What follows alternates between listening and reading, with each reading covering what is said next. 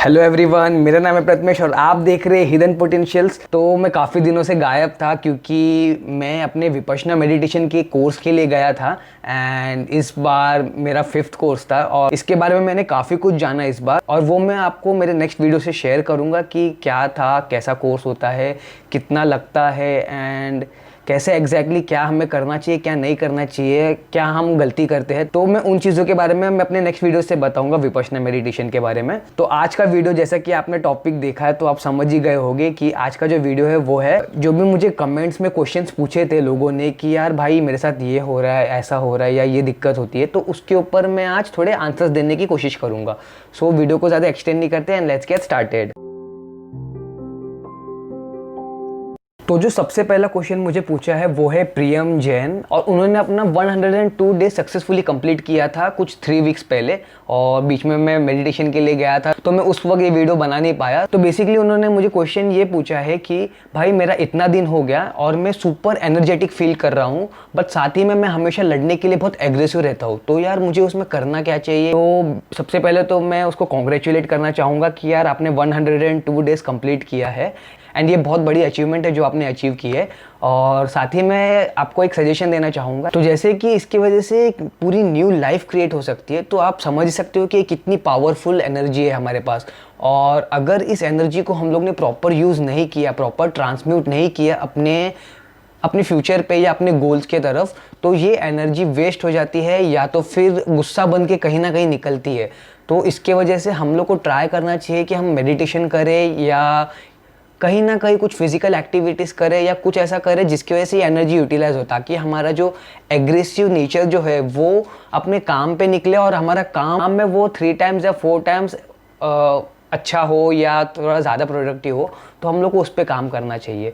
तो अब आते हैं हमारे सेकंड क्वेश्चन के ऊपर जो कि मुझे पूछा है अजय कृष्णा, जिनका 80 डेज कंप्लीट हो गया एंड उन्होंने रिलैप्स कर दिया अनफॉर्चुनेटली। तो उन्होंने मुझे पूछा है कि सेक्सुअल अर्जेस एंड थॉट्स ये कितने दिनों तक रहता है एंड कब ख़त्म होगा। तो आपके लिए यही आंसर है कि कितने दिनों में ख़त्म होगा, इसका कोई स्पेसिफिक टाइम पीरियड है नहीं, क्योंकि ये आपको भी नहीं पता एंड हम लोग को भी नहीं पता कि ये कितने अंदर तक दबे हुए हैं हमारे। तो इसको निकालने के लिए मैं आपको टेक्निक बता सकता हूँ बट कितने दिनों में जाएगा ये आपको कोई नहीं बता सकता। तो जो इसका टेक्निक है वो है विपश्यना। अगर आपने विपश्यना मेडिटेशन करना चालू किया तो आपको धीरे धीरे पता चलेगा कि आपको अर्जेस आए एंड वो अर्जेस आपके थॉट्स की वजह से ही आए हैं या आपको जो थॉट्स आए हैं वो उसकी वजह से ही आपको ये अर्जेस आए। तो ये दोनों एकदम इंटरकनेक्टेड है एंड आप इसको बहुत अच्छे से समझ के इसके ऊपर रिएक्ट नहीं करके आप इसको स्टॉप करना चालू कर दोगे। और अगर आपको ये चीज़ सीखना है विपश्यना मेडिटेशन तो उसका लिंक मैंने डिस्क्रिप्शन में दिया है, आप जाके रजिस्टर कर सकते हो। It's completely free of cost और 10 डेज़ का कोर्स है, आप कीजिए एंड आप अपने आप से ही अपने आप को डिस्कवर कर पाएंगे। तो ये हो गया मेरा सेकेंड कमेंट का आंसर। तो अब आते हैं हमारे थर्ड कमेंट के ऊपर जो कि मुझे पूछा है डोंकाना प्रमोद ने।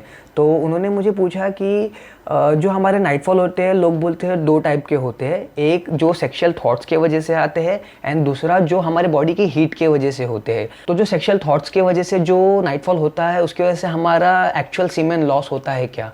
तो आपके लिए एक ही आंसर है कि दोनों के वजह से हमारा सीमेन लॉस होता है एट द इनिशियल स्टेज।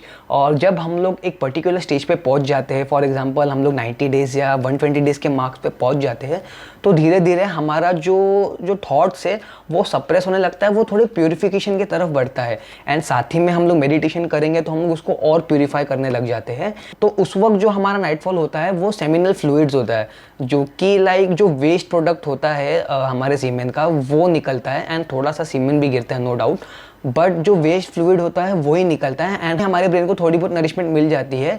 तो ये एक चीज़ है, तो इसके बारे में ज़्यादा सोचने की ज़रूरत नहीं है। अगर आपको सोचना ही है तो आप ये सोचिए कि आपको अपने माइंड को प्यूरिफाई कैसे करना है एंड प्यूरिफिकेशन के लिए आपके पास एक टेक्निक है जिसको विपश्यना बोलते हैं। तो आप एक बार ट्राई कीजिए। अगर आप सोचोगे कि यार मैं बार बार एक ही चीज़ बोल रहा हूँ विपश्यना, तो क्या है ये या क्यों करना चाहिए, तो उसके बारे में मैं अपना वीडियो डालूंगा, तो आप मेरे चैनल को सब्सक्राइब करके देखते रहिए वो वीडियोस को, आपको समझ में आएगा। तो अब आते हैं हमारे 4th क्वेश्चन की तरफ जो कि मुझे पूछा है मोहन कृष्णा जी ने। तो उन्होंने मुझे पूछा है कि यार मैंने फैपिंग छोड़ दिया है, मुझे 30 दिन हो गए एंड मुझे काफ़ी साइड इफेक्ट्स का सामना करना पड़ रहा है। For example acne and black spots आ रहे हैं face and back side and chest की तरफ। तो क्या है ये और ये कब जाएगा। तो बेसिकली होता ये है कि हमारे बॉडी में हीट बहुत ज़्यादा होती है, और हीट ज़रूरी नहीं है कि खाली सीमेन के वजह से हो, ये आपके डाइट पे भी बहुत निर्भर करता है। तो आपको अपने डाइट को सही रखना है एंड ट्राई करना है कि जितना हो सके आप ठंडा खाना खाओ, और रात को सोते समय आप अपने पेट को जितना खाली रख के सोओगे तो उतना आपका बॉडी कम टॉक्सिन्स प्रोड्यूस करेगा एंड आपको ये सब प्रॉब्लम से निकलने का मौका मिल जाएगा। तो अगर मैं आपको आयुर्वेदा की इसमें बताऊँ तो आपके बॉडी में पित्त दोष थोड़ा ज़्यादा है, जिसकी वजह से आपका जो फायर एलिमेंट है वो कहीं ना कहीं आपके बॉडी पे इफेक्ट्स दिखा रहा है।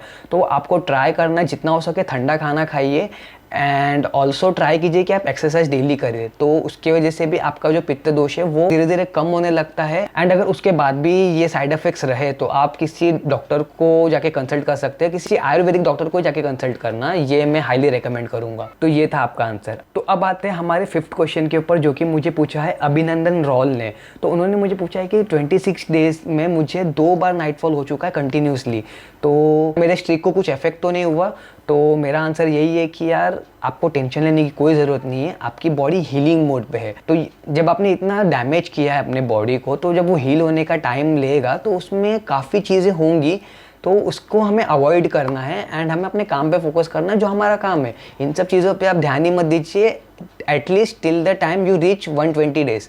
तो जब आप 120 डेज़ के बाद पहुँचेंगे और उसके बाद भी अगर ऐसी डिफ़िकल्टीज आप फेस कर रहे हो तो उसके बाद आप कहीं जाके किसी आयुर्वेदिक डॉक्टर को जाके दिखा सकते हो कि यार मुझे ऐसा प्रॉब्लम है, तो वो आपको एक प्रॉपरली गाइड कर सकते हैं।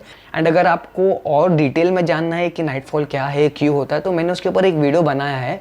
और अगर आपको और अच्छे से जानना है उसके बारे में तो आप मुझे कमेंट सेक्शन में बताइए कि मुझे और नाइटफॉल के बारे में जानना है कि क्या है, कैसा है, क्यों होता है, तो मैं उसके बारे में एक और अच्छे से वीडियो बना दूंगा। तो इसी के साथ मेरा आज का वीडियो खत्म हुआ। अगर आपको मेरा वीडियो अच्छा लगा तो इस वीडियो को लाइक करके जाइए, शेयर कीजिए अपने फ्रेंड्स के साथ, क्योंकि sharing is caring, and do subscribe. तो मिलते हैं नेक्स्ट टाइम। नमस्ते।